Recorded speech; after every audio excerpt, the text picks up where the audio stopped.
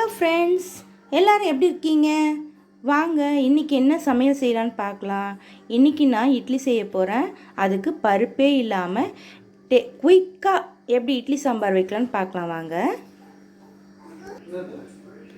2 பச்சை மிளகாய் கீறி வச்சுருக்கேன். ஒரு 3 வெங்காயம் கட் பண்ணி வச்சுருக்கேன். 3 தக்காளி கட் பண்ணி வச்சுருக்கேன். ஒரு உருளைக்கிழங்கு கட் பண்ணி வச்சுருக்கேன். எல்லாத்தையும் நம்ம போட்டுக்குவோம்.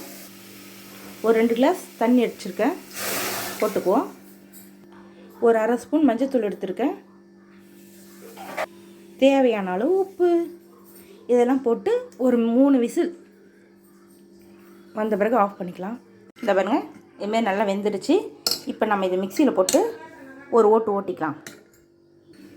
இப்போ பாருங்கள், நம்ம அரைச்சி வச்சாச்சு. இனிமேல் புதுசாக திரும்பவும் தாளிக்க போகிறோம். ஓகேவா? 2 ஸ்பூன் எண்ணெய் போட்டிருக்கேன். இந்த பாருங்கள், எண்ணெய் காஞ்சிடுச்சு. கடவுள் தம்பரை போடுறேன். அரை ஸ்பூன் சின்ன சீரகம் போடுறேன். பெருங்காயம் கொஞ்சம் போடுறேன். கருவேப்பிலை போடுறேன். நம்ம வடிகட்டி வச்ச தண்ணியை அதில் ஆட் பண்ணிக்கிறோம். அதுக்கப்புறம் அரைச்சி வச்சுருக்க இந்த விழுதையும் அதில் ஆட் பண்ண போகிறோம்.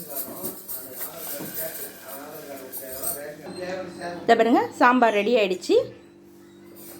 இப்போ இதில் மல்லி தூவி பரிமாறலாம். சுவையான சாம்பார் ரெடி. தேங்க்யூ. மறக்காமல் நம்ம சேனலை சப்ஸ்கிரைப் பண்ணுங்கள், லைக் பண்ணுங்கள், ஷேர் பண்ணுங்கள். தேங்க்யூ.